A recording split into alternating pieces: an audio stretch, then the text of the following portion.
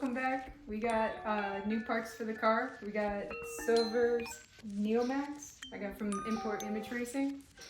I'm super excited to put them on today. Right, so we're gonna jack the car up and we're gonna do the front and the back so we can go ahead and just make all four the same height.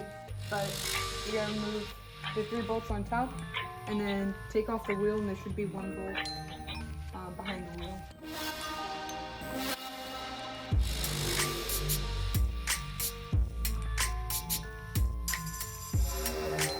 Here are the Silvers. We also got the protective sleeves on them. When you buy the Silver's Neomax Coilovers for the 22 WRX, they also come with adjustable links. We gotta take off, turns out it's 2 bolts here. So we gotta remove these 2 bolts, remove the bolt on the back side of this to remove the brake line, and we have to unclip this so we can take everything. The sway bar links, they are 17 bolt, and then we also came up with these, and here's the stock, and you can adjust them to whatever length you want. I honestly don't know outside of connecting the coilover to the sway bar.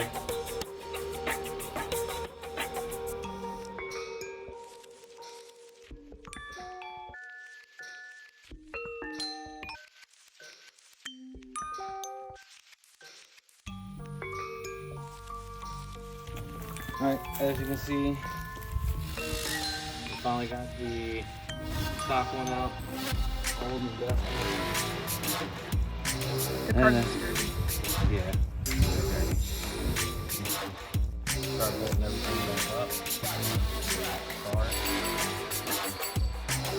So what we did was we measured our height for the coilovers on the front, make sure that we had the same height number, which we went with 1.5 inch drop for both the fronts.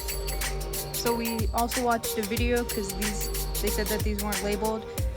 This bolt needs to go to the front, and then these should be on top.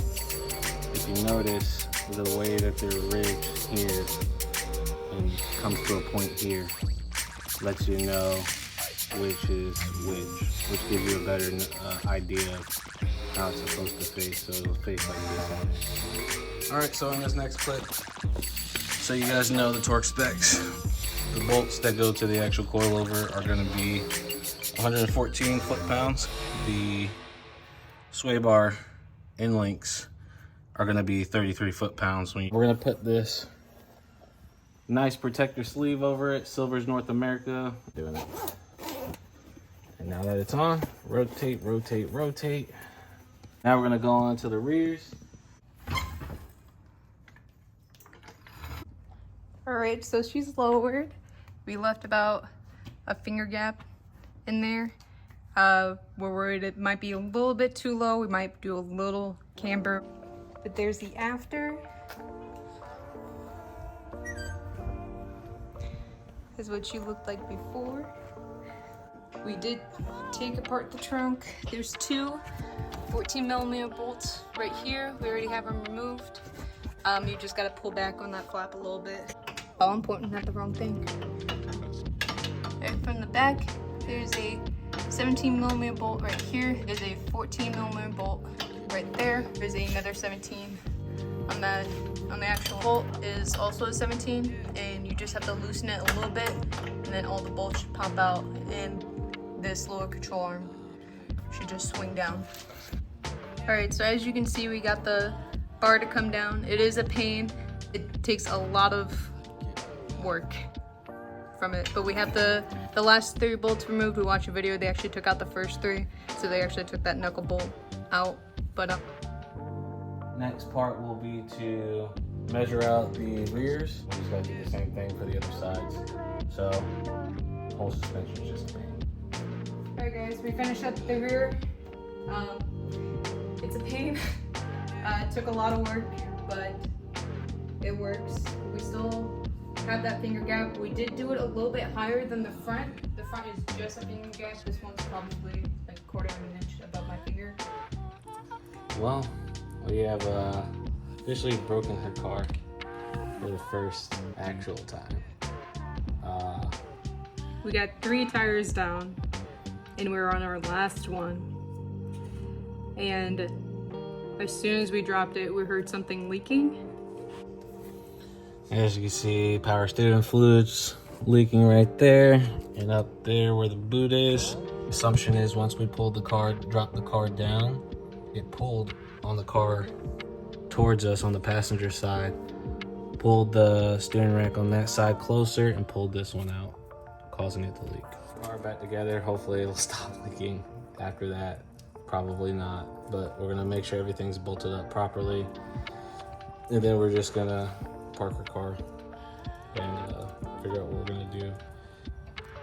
All right, guys, we got to figure it out. So this was the part that popped out. This is the CV axle. You can kind of see on the other side, but this will go, it's kind of hard to see, straight back towards the wheel. But what happened was that the rotor just kind of fell down a little too hard and popped this out.